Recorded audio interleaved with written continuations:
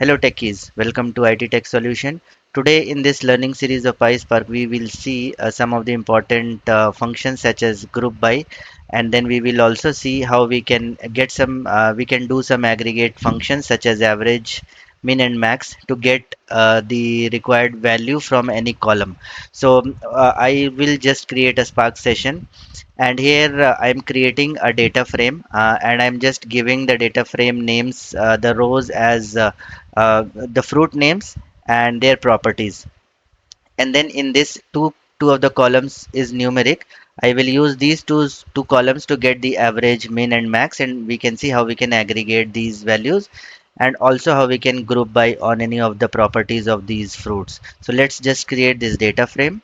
Once this data frame is created, we will do a group by. So here if you see, what I'm doing here is I'm just getting the group of fruits, and for each group I'm trying to calculate the average of v1. Suppose this is certain value v1, I just want to see what is the average of this v1 column, but it should be grouped as per the fruit name.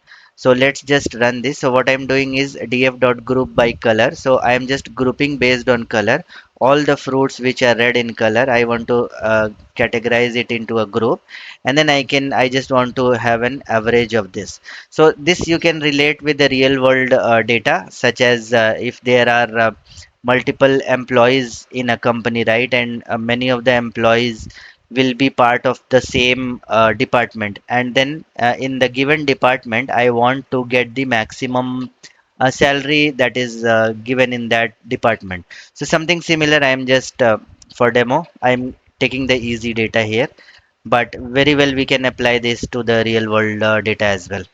So let's run this group by and average. So the outcome of this we will see is it will be categorized on on the color of the fruits and average for each of those category of colors. Like for example, red, it has categorized and then it has given us the average as 4.8. Similarly for blue, if it is, you can see it is 3. So if we just, maybe if you want to check like how many blue records are there, so one, two records having blue color, and the value is 2 and 4, that is 6. So 6 divided by 2 is 3. So it is calculating the average of the blue fruits. Similarly for black, it calculated as 6. So this way we can group by, we can aggregate it using average, and we can get the results whatever we want. Similarly, we'll just see if we want to just do a count of entire row. So we will just do df.count. It will give us the count of the entire number of rows which this data frame has. So we have 8 fruits total here, 8 properties and 8 fruits. So it is giving us the count as df.count as 8. Similarly, if we just want to count the average of a column, like for example v2, so we have 8 number of rows, and for this column v2 I just want to calculate the average of these values.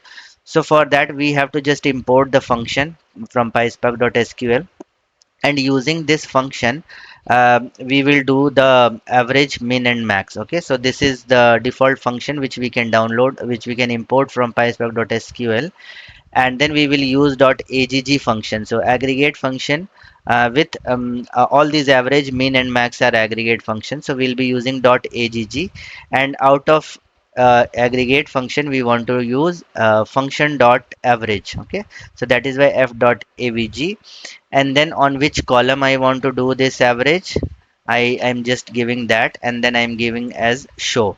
So let's just run this, and we'll see the average of the entire values of column v2. It will calculate and give us the complete average value of this column. Similarly, we can do a minimum. So again I'll use .agg aggregate function, and from the imported function I'll just extract use the .min function, and from min I want to do what is the minimum value of this column v2. So let's just run this. So minimum value we will get as 10 here, which is the minimum value. So this is giving me the minimum value here as 10. Similarly, I can do a max. From this agg function I can use f.max, and then I'll get the max value which is 80. which is nothing but 80 is the max value. So this is also fine. Now the similar kind of things we can also do from the queries directly. Okay, so you must be thinking that same functions are already there in SQL, so we can very well use that as well as a query. But for that we will have to register this data frame as temporary view, and then we can run the query whatever we want. Okay, so for now we were using the Spark APIs, Spark Engine APIs, or .agg or .avg. These are Spark APIs that we were using. If you don't want to use this, we can also use the SQL engine of Spark, and using that SQL engine we can directly pass on the query that we want. It will give us still the same result, but let's just see. So from the data frame that I created here, this data frame, I'll register this as temporary view, or we can also put it in a table if you want to persist it, but I'm just putting it in a temporary view. So I'll just say that df dot create temp view. Okay, so I'll just run this create temporary view.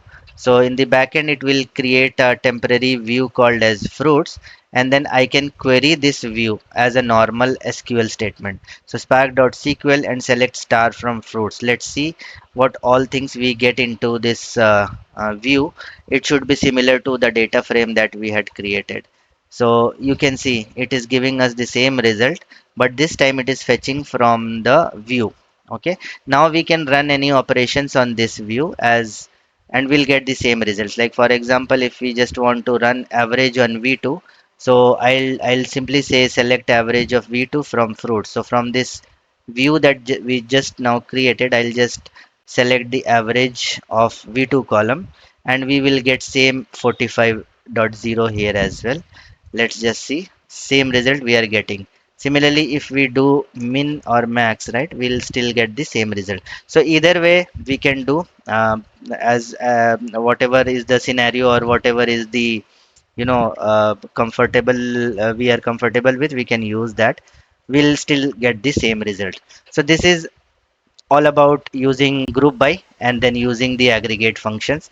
I hope you liked it. If so, please subscribe to the channel so that you don't miss any future informative video that I'll be posting. Until then, bye bye.